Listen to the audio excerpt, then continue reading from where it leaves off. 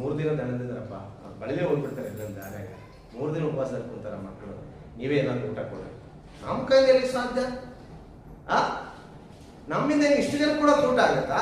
ಅಯ್ಯೋ ಹುಚ್ಚ, ಕೊಡೋ ಮನಸ್ಸು ನಿನ್ನೊಳಗಡೆ ಇದ್ರೆ ಅದು ಎಲ್ಲಿಂದಾದ್ರೂ ಬರ್ತದೆ.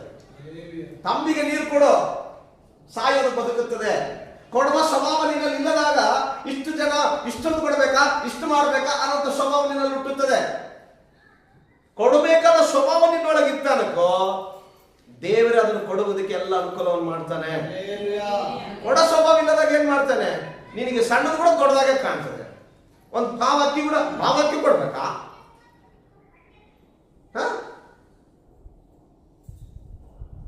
ಇವರಿಗೆ ಸ್ತೋತ್ರ ಹೇಳೋಣ ಪ್ರಿಯ ಮಕ್ಕಳೇ.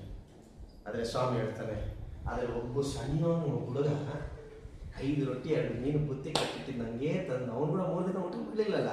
ಅವ್ನು ಹೇಳ್ತಾನೆ ಅಂತ, ಅದೋ ನನ್ನ ಹತ್ರ 5 ರೊಟ್ಟಿ 2 ಮೀನು ಇದಾವೆ, ಎಲ್ಲರಿಗೆ ಸ್ವಲ್ಪ ಸ್ವಲ್ಪ ಹಂಚಿಕೊಡ್ರಿ ಅಂತ ಹೇಳ್ತಾ ಇದ್ದಾನಂತೆ.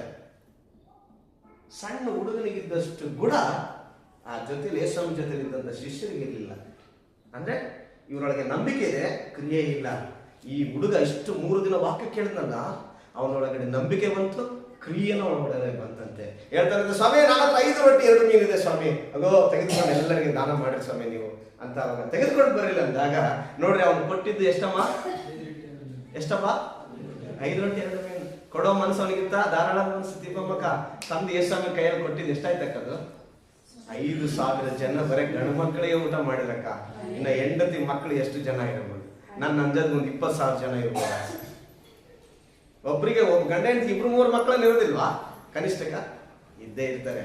20,000 ಜನಕ್ಕೆ ಒಬ್ಬ ಸಣ್ಣ ಮಗನ ಕೈಯಲ್ಲಿ ಇದ್ದಂತ 5 ರೊಟ್ಟಿ 2 ಮೀನು 20,000